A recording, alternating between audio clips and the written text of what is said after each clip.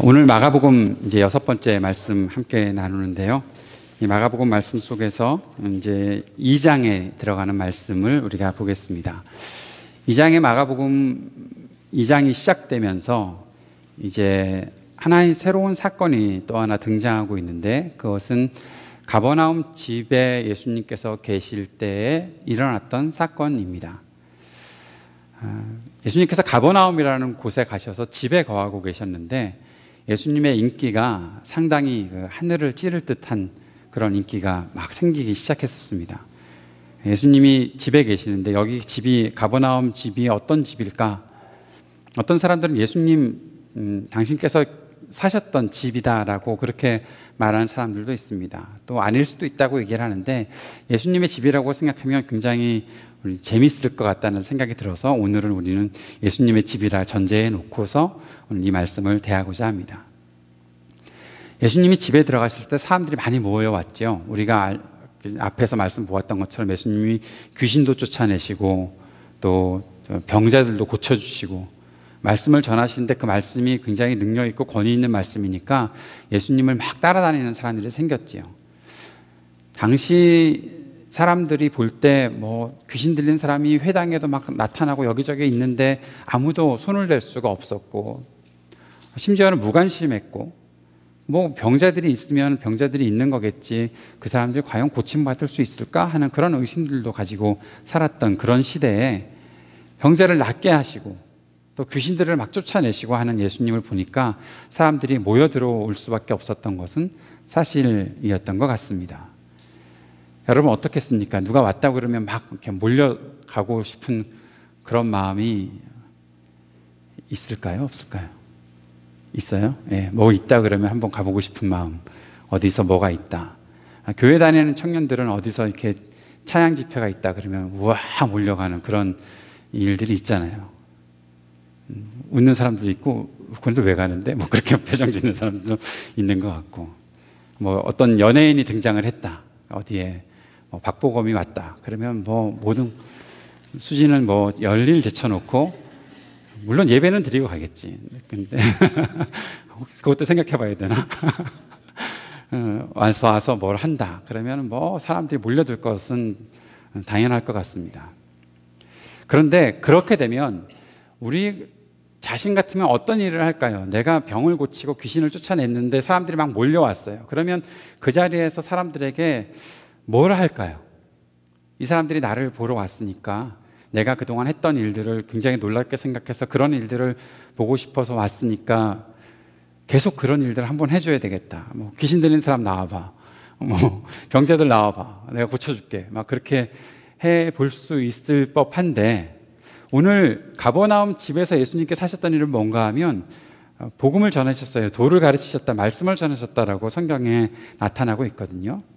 근데 복음을 전하셨다라고 나와 있는 이 말씀 속에 어떤 복음을 전하셨을까? 무슨 가르침을 하셨을까? 우리가 궁금하잖아요.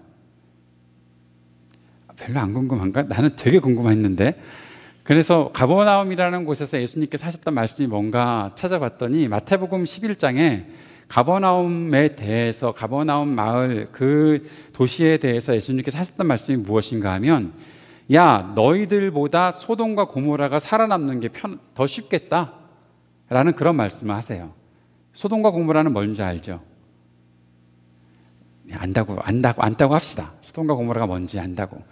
예, 그 롯이 살았던 곳이었는데 죄악이 너무 커서 하나님께서 소돔과 고모라를 그냥 다 멸하신 때가 있었거든요. 그래서 롯의 가족들을 아브라함이 구출해내고 그들을 탈출시키는데, 그때 롯의 아내가 그 멸망당하는 소돔과 고모라를 보면서 뒤를 싹 돌아봤다가 소금기둥이 되었던 그런 구약의 사건들이 있거든요. 그런데 소돔과 고모라가 살아남기가 더 쉽다, 가버나움보다. 그것은 무슨 말인가 하면, 가버나움의 그 죄악들이, 그 도시가 갖고 있었던 그 죄악의 문제가 소돔과 고모라보다 훨씬 더 심했다라는 것이거든요. 그렇게 예수님께서는 그 땅에 대해서 말씀하시고 회개하라라는 말씀들을 전하셨던 것이 가버나움에서 예수님께서 말씀하셨던 그 복음 선포의 내용들이었어요. 마태복음에서는 그렇게 설명을 하고 있어요. 뭐 많이 다르겠습니까? 지금 집에서 예수님께서 가버나움에 있는 집에서 말씀을 전하실 때 복음을 전하셨다고 한다면 마가복음 초반에도 예수님께서 말씀을 전하시기 시작할 때 하셨던 말씀, 회개하고 복음을 믿으라 말씀하셨던 거, 하나님 나라가 가까웠다라고 말씀하셨던 거, 그 말씀이 그대로 전파되고 있었겠지요. 우리가 여기서 마음속에 가지고 있어야 되는 생각은 예수님은 어떠한 인기, 자신의 명성을 높이는 것이 중요한 것이 아니라 사람들이 하나님의 복음을 듣고 하나님께로 돌아오는 것이 더 중요한 예수님의 관심이었고, 예수님은 그 일을 게을리하지 않으셨다는 사실을 기억하는 것은 매우 중요하다 생각을 합니다. 굉장히 진지한 모임이었던 것 같아요. 사람들이 굉장히 많이 모여서 그 누구도 뭐 출입구로 들어오고 뭐 나가고 하기가 너무너무 힘들었다고 하는데, 그렇게 사람들이 많이 모였을 때 예수님께서 하셨던 말씀, 그 말씀이 얼마나 중요한 말씀인지 우리가 다시 한번 새겨보아야 할 것이다 라는 거죠. 그런데 여기서 아주 황당한 사건이 일어납니다. 만약에 여기가 가버나움의 예수님 집이라고 생각을 한다면 지금 이렇게 진지하게 저처럼 예수님이 이렇게 말씀을 전하고 계시는데 사람들이 막 이렇게 하고 있는데 갑자기 여기가 뻥 뚫리고 지붕이 우르르 떨어져 내리면서 거기서 사람이 하나 이렇게 내려오고 있는 일이 생긴 거죠. 보니까 들것이 하나 이렇게 내려오는데 들것에 사람이 누워서 내려오고 있습니다. 중풍병자였어요. 중풍병자가 위로부터 내려오는 거예요. 얼마나 사람들이 놀랐겠습니까? 그 사람이 왜 그쪽으로 내려올까?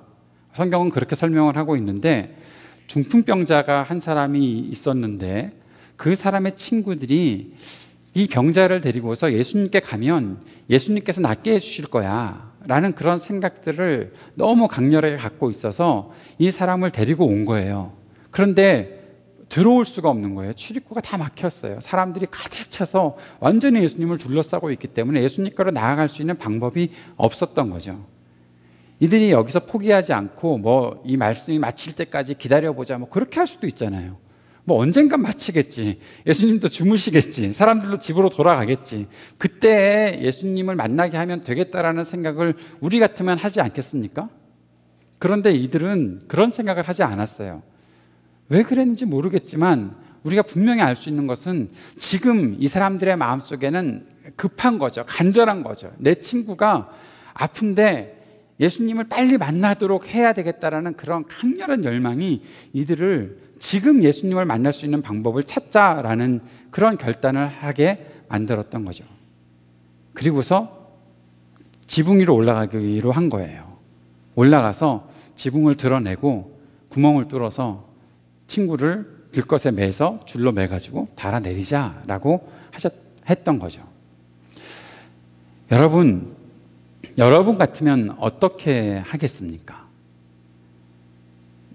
지금 이건 내 일이 아니에요. 내가 만약에 급해서 그러면 뭐 지붕을 뚫고 올라가든 뭘 어떻게 하든 뭔가 이렇게 하려는 마음들은 가질 수 있을 것 같아요. 그런데 내 친구의 일이에요. 내 친구가 지금 아파요.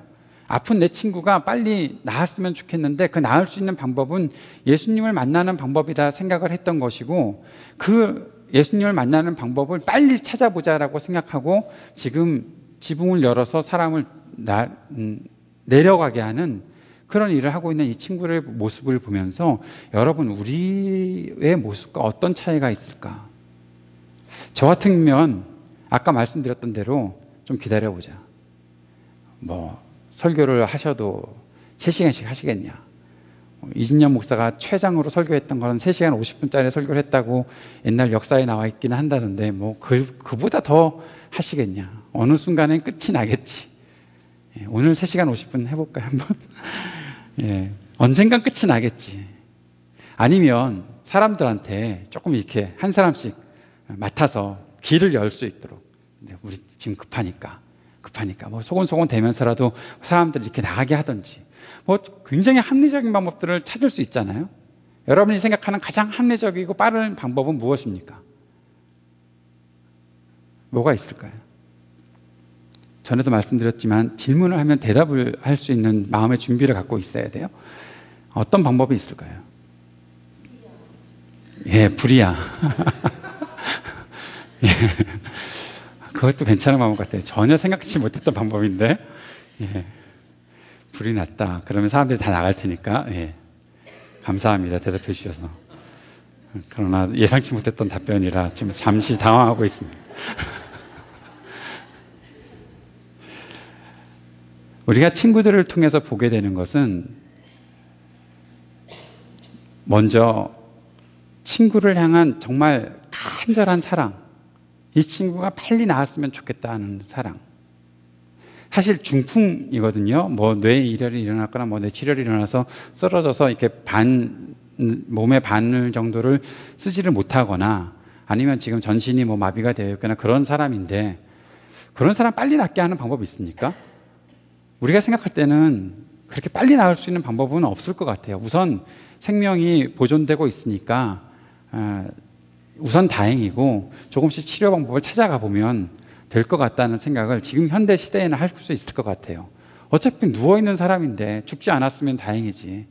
근데 어떻게든 고치겠다는 마음들, 어떻게든 빨리 고치겠다는 마음들이 이 친구들에게 너무너무 간절했던 것이죠. 두 번째는 막혀있는 길을 빨리 뚫어보자라는 그런 열정들이 이들에게 있었던 거죠. 막지 못하는 열정들, 돌파해내자라는 열정들. 저는 사람들이 많이 줄 서서 먹는 식당에서 밥 먹는 거 되게 싫어합니다. 그래서 많이 줄 서 있으면 안 가거나 가지 말자라고 하거나 다른 식당을 찾아보거나 뭐 그렇게 하는 것이 제 습관 중에 하나예요. 그래서 뭐 이렇게 줄 서서 기다려서 먹는 거는 그렇게 좋아하지 않아요. 배고프면 더군다나 빨리 먹는 게 낫지 뭐 그렇게 맛있는 거 먹겠다고 그렇게 줄을 서 가지고 기다리나라는 생각을 해요. 줄 서서 뭐 인증사 찍고 그러는 거 저는 별로 안 좋아해요. 음식을 보고 나서 인증사를 찍지 뭘 줄 서서 그렇게까지 하나라는 생각이 들 때도 있거든요. 뭐 다른 방법 찾을 수 있을 것 같아요. 합리적인 다른 방법들. 그런데 한 가지 질문해 봅시다. 합리적인 다른 방법이라고 하는 것이 우리에게 어떤 열정을 일으키지 못하는 그런 그 열정을 쉽게 만드는 원인이 되지 않나 하는 거죠.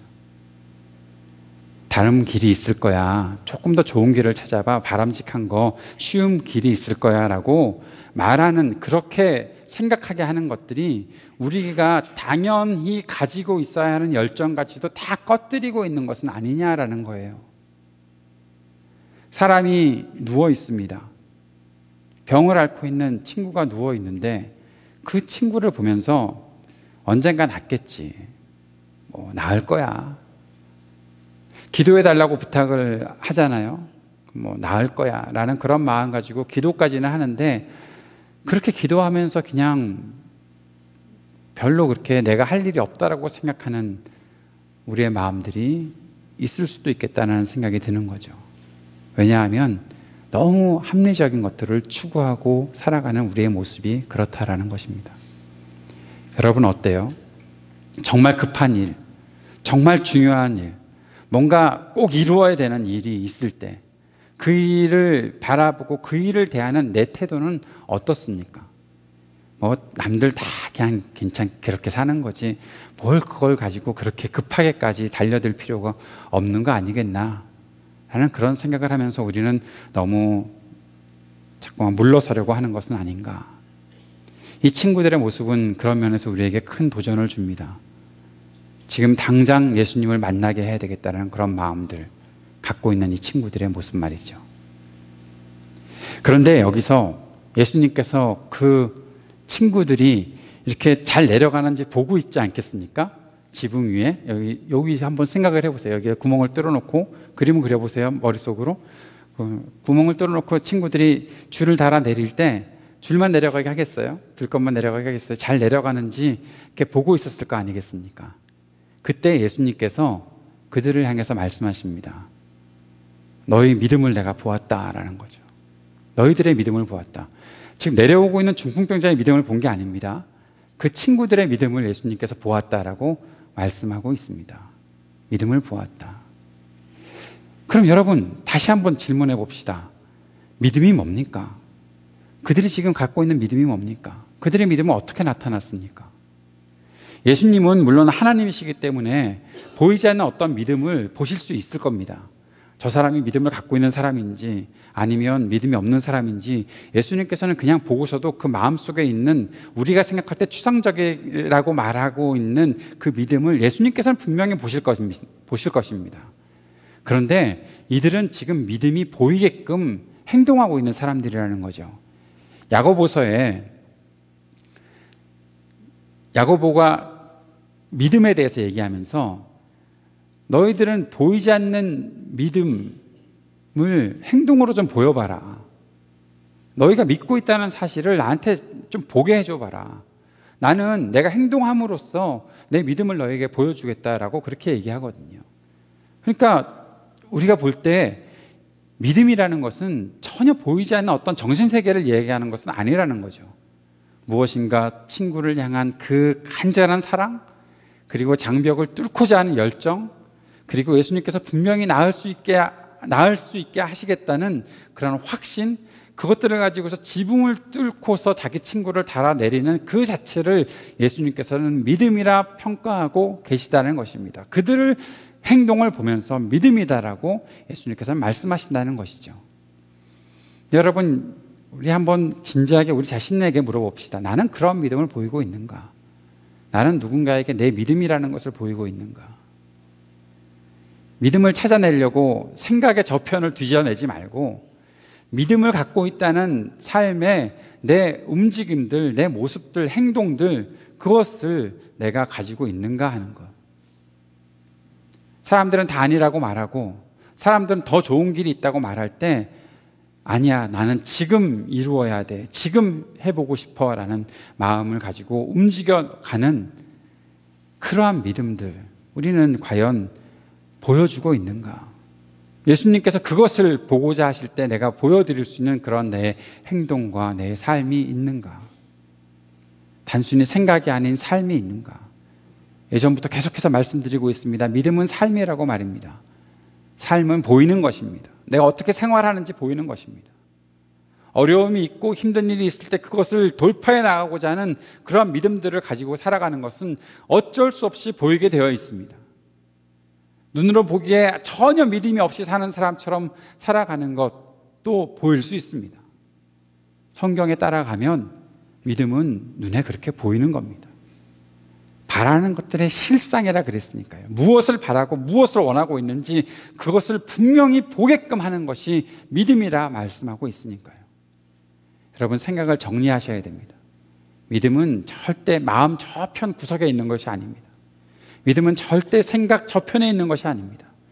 믿음은 철학 논쟁하는 거 아닙니다. 생각 가지고 싸우는 거 아닙니다. 단지 내가 마음이 믿으니까 라고 얘기하는 그런 거 아닙니다. 믿음은 지붕을 뚫고 자신의 친구들을 달아서 예수님 앞으로 가게 하는 그 자체가 믿음입니다. 예수님께서는 그들의 믿음을 보셨습니다. 예수님께서 우리의 믿음을 보실 수 있게 되기를 바랍니다. 내가 친구를 위해서 무엇인가 해주든지, 교회를 위해서 내가 무엇을 하든지, 내가 내 삶에서 어떤 일을 이루고 싶어 해서 그 일을 위해 노력하는 그 모든 과정을 통해 내가 갖고 있는 이 믿음을 보일 수 있게 되기를 바랍니다. 여러분, 보이는 믿음을 가지고 사십시오. 보이지 않는 믿음, 그저 그것 가지고서 토론하고 그것 가지고 생각하지 마십시오. 여러분의 생활에서 믿음이 무엇인지 분명하게 보이게 되는 그러한 삶을 살아가게 되기를 바랍니다. 친구들은 이 병자가 낫기를 간절히 원했습니다. 그런데 예수님께서 황당한 얘기를 또 하나 하십니다.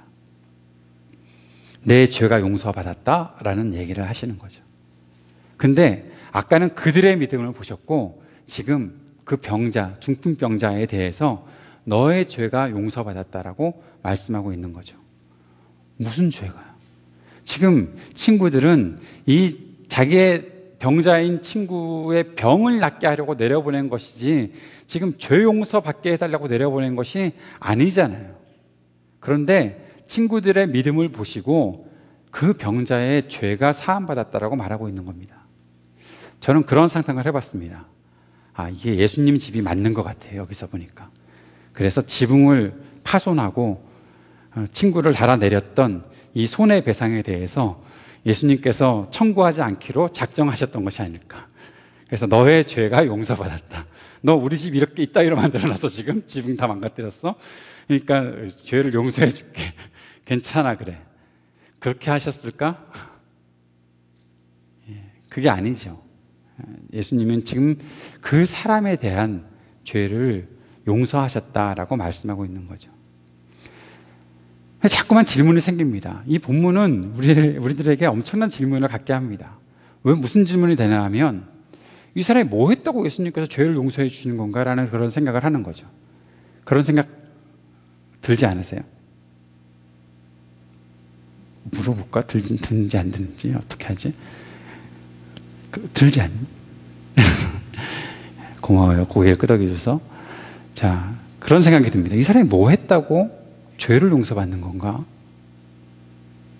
여러분, 그러한 질문을 던지는 나 자신에게 한 번 더 물어봅시다. 그러면 내가 뭘 해야 용서받습니까? 나의 죄가 내가 뭘 해야 용서받습니까? 예수님께서 나의 죄를 보셨을 때에 내가 무엇을 해내야 용서받습니까? 그냥 자리에 누워서 들것에 실려서 내려오고 있는 그 자체만으로 예수님께서 용서해 주신다고 하면 안 됩니까? 저는 말씀을 묵상하다가 그런 생각을 하고 있는 제 자신을 보았어요. 이 사람 뭐 했다고 용서받는 거지? 라는 생각. 그런데 그때 주님께서 제 마음속에 한 가지 깨달음을 주셨어요. 그래, 그러면 넌 뭘 해서 용서받았니? 그래 놓고 나니까 말씀이 풀려가는 거예요. 어떤 사람이든지 주님께 나아가면 죄의 용서를 받습니다. 그 사람이 무엇을 했던 안 했던 상관없습니다. 주님 앞에 나아가면 죄 용서 선포를 받을 수 있습니다.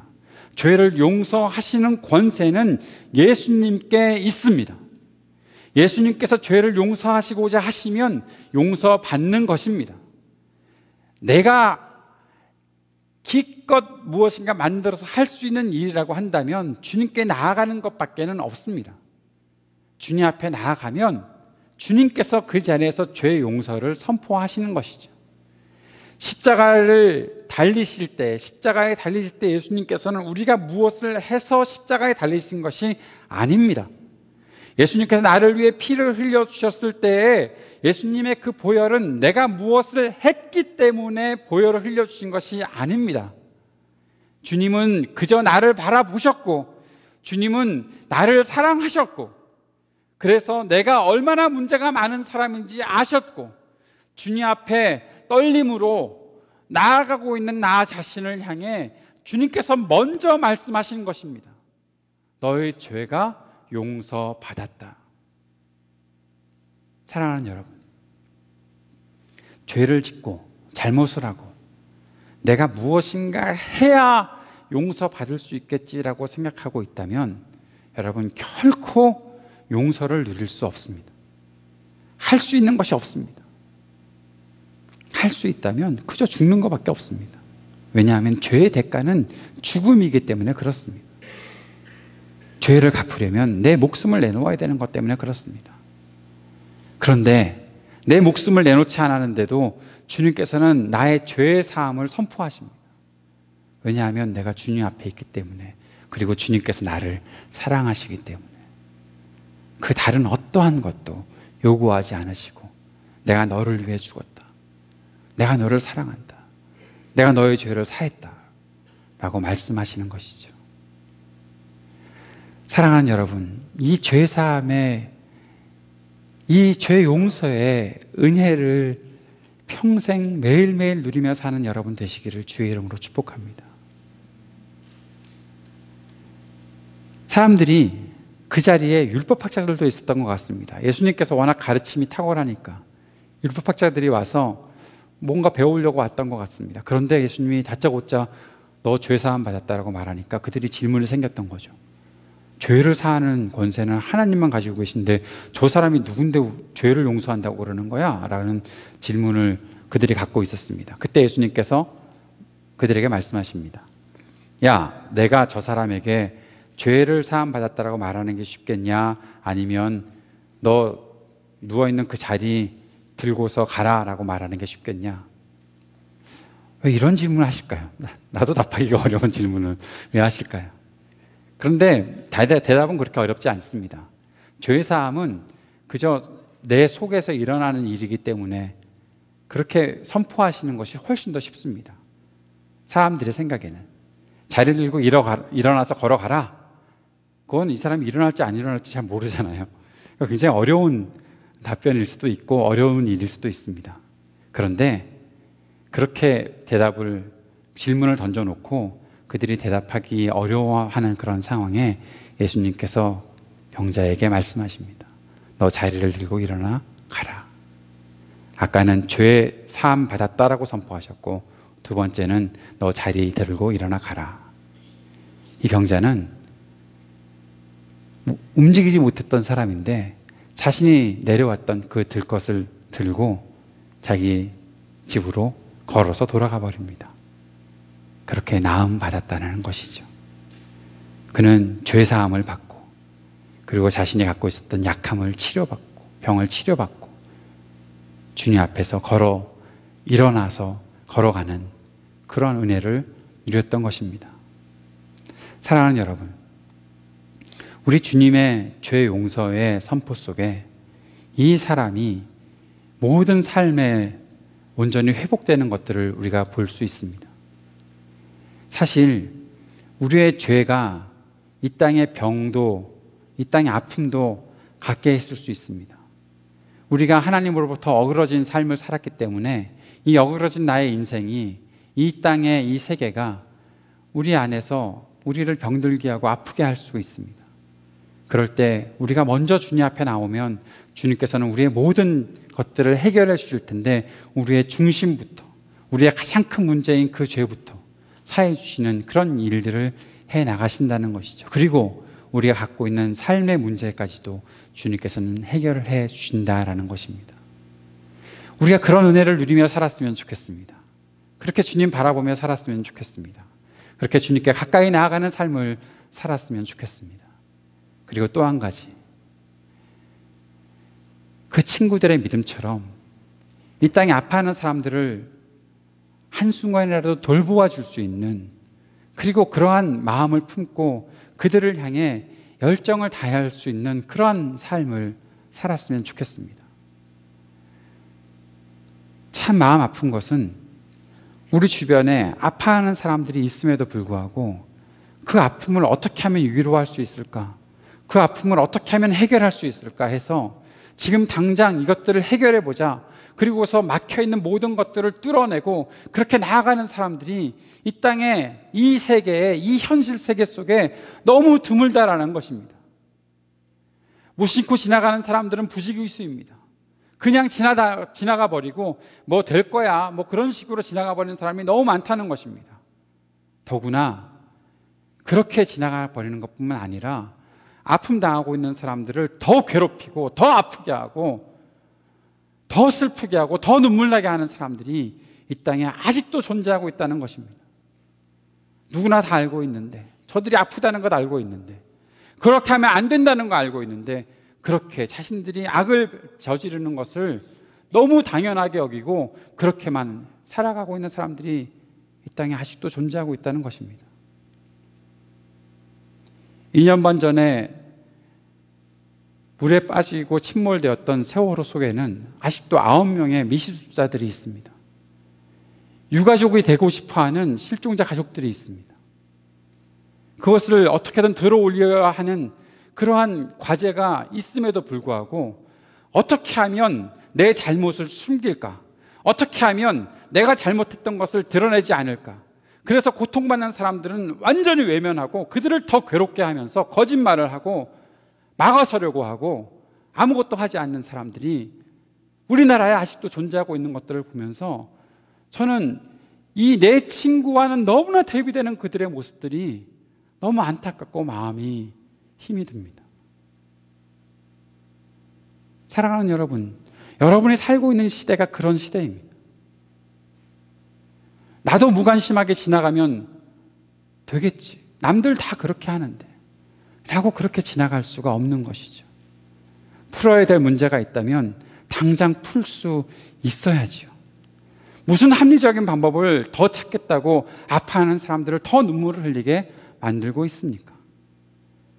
결국에는 자기의 유익 아닙니까? 합리적인 방법이 아니라 내가 편한 거 아닙니까? 합리적이고 더 바람직한 다른 방법이 있을 거야가 아니라 내가 불편해, 내가 힘들어, 내가 돈을 써야 하고, 내가 때로는 창피도 당해야 되고, 내가 힘든 일들을 내가 왜 감당해야 되는데 나중에 하자, 그렇게 말하고 지나가 버리는 것이 지금 이 시대를 살고 있는 우리들의 모습 아닙니까?